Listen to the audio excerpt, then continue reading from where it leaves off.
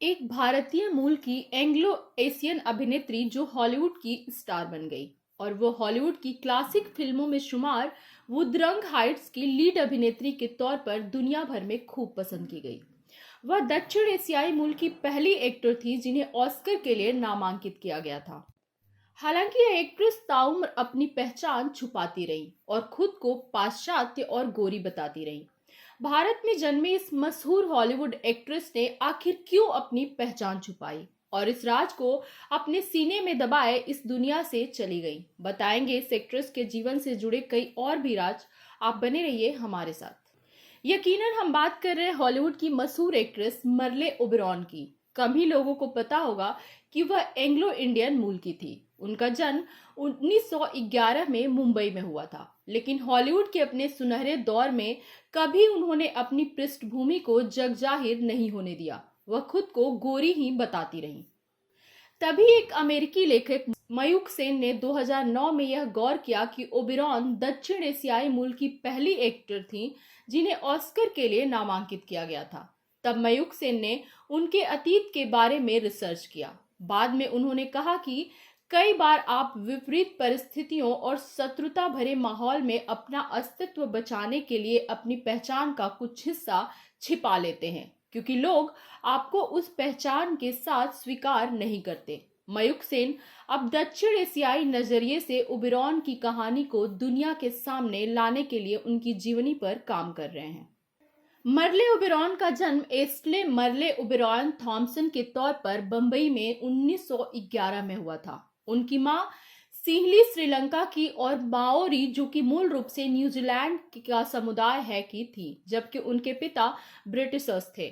Merle के पिता का निधन 1914 में हो गया था। उसके बाद उनका परिवार 1917 में कोलकाता चला गया।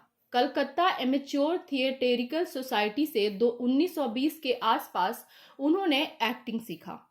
1925 में मर्ले ओबेरॉन ने अपनी जीवन की पहली फिल्म देखी। यह एक मूक फिल्म थी, द डार्क एंजल। सेन के मुताबिक इस फिल्म में विल्मा बैंकी के अभिनय को देखने के बाद मर्ले ने अभिनेत्री बनने के बारे में सोचना शुरू किया। सेना के एक कर्नल ने उनका परिचय फ्रांसीसी निर्देशक रेक्स इंग्राम से कराया, जिसके बाद 1928 में वह फ्रांस पहुंची। रेक्स ने उन्हें अपनी फिल्मों में छोटे मोटे रोल ऑफर किए। ओबेरॉन की मां शार्लट सेलबॉय एक काली महिला थी। वह उनकी मेड के तौर पर उनके साथ फ्रांस गई थी।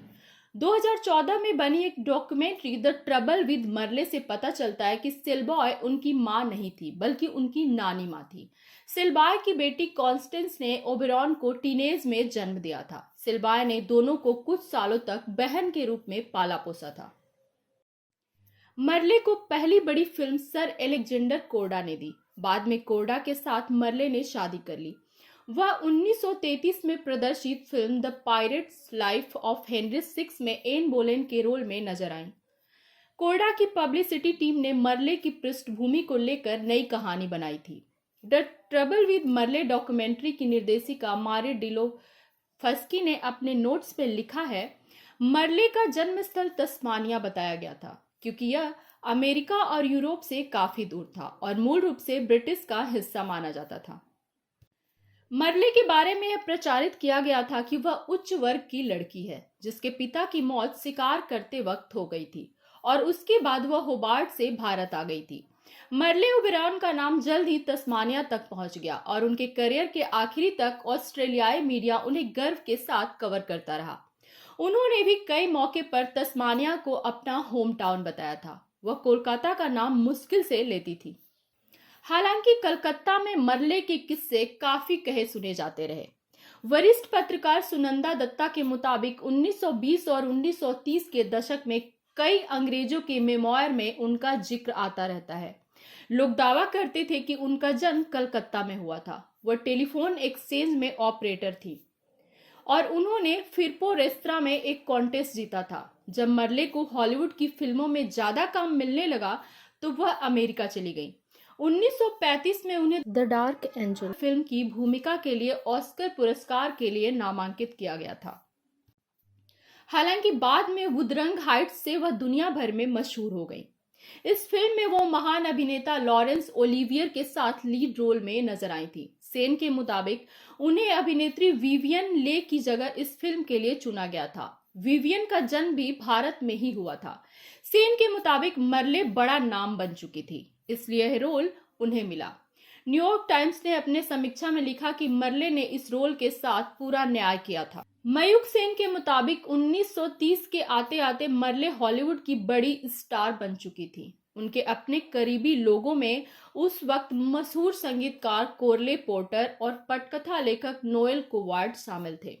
सेन के मुताबिक कोडा और जाने माने प्रोड्यूसर सैमुअल गोल्डायन ने ओबेरॉन को पाश्चात्य रंग में ढलने में काफी मदद की। उनके उच्चारण और रहन सहन को बेहतर बनाया, जिसके चलते उनमें दक्षिण एशियाई मूल की पहचान कहीं छुप सी गई थी। हालांकि कई बार उनकी त्वचा को लेकर सवाल भी उठे। दावा किया गया कि त्वचा को गोरा बनाने और ब्लीचिंग कराने के चलते उनकी त्वचा को बहुत नुकसान हुआ था। 1937 में एक कार दुर्घटना में ओबेरॉन घायल हो गई और उनका चेहरा झुलस गया था। इसके बाद सिनेमैटोग्राफर लुसियन बालार्ड ने ऐसी तकनीक विकसित की जिससे उनके चेहरे का दोष छिप जाता था। बाद में ओबेरॉन ने कोर्डा को तलाक देकर 1945 में बालार्ड से शादी कर ली। ओबेरॉन के भतीजे माइकल कोर्डा ने 1969 में अपनी किताब चार्म्ड लाइव्स लिखी थी।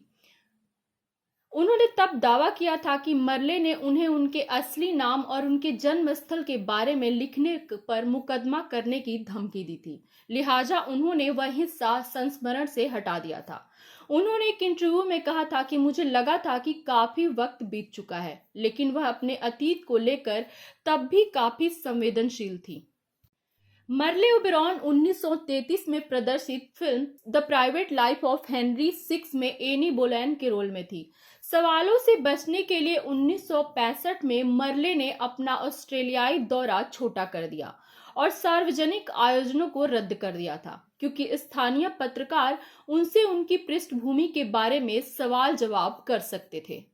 कई रिपोर्ट्स में यह दावा किया गया कि 1978 में अपनी अंतिम तस्मानियाई यात्रा के दौरान भी वह बेहद चिंतित थी, क्योंकि उनकी पहचान को लेकर सवाल उठ रहे थे। उन्होंने जीते जी सार्वजनिक तौर पर सच को कभी स्वीकार नहीं किया। स्ट्रोक से 1969 में उनका निधन हो गया, लेकिन दुनिया के सामने इस रहस्य का पर्दा 1983 में तब उठा जब उनकी जीवनी प्रकाशित हुई थी। Princess Merle the romantic life of Merle Oberon के लेखकों ने बंबई से उनके जन्म संबंधी प्रमाण पत्र हासिल किए थे। उनकी धार्मिक दीक्षा संबंधी प्रमाण पत्र, भारतीय रिश्तेदारों के साथ पत्र और तस्वीरों को भी इस पुस्तक में शामिल किया गया था। सेन एक्ट्रेस की जीवनी पर किताब लिख रहे हैं और माना जा रहा है कि वह अपनी किताब में उन दबावों को सामने लाएंगे जिसका सामना दक्षिण एशियाई महिला के तौर पर मर्ले ओबेरॉन को करना पड़ा था। तो ये कहानी थी हॉलीवुड की बेहद टैलेंटेड एक्ट्रेस मर्ले ओबेरॉन की। अगर आपके पास भी मर्ले ओबेरॉन के बारे में कोई जानकारी हो तो हमें जरूर शेयर करें। अगले वीडियो में हम फिर मिलेंगे सिनेमा से जुड़ी कुछ नई जानकारी के साथ। तब तक के लिए नमस्कार।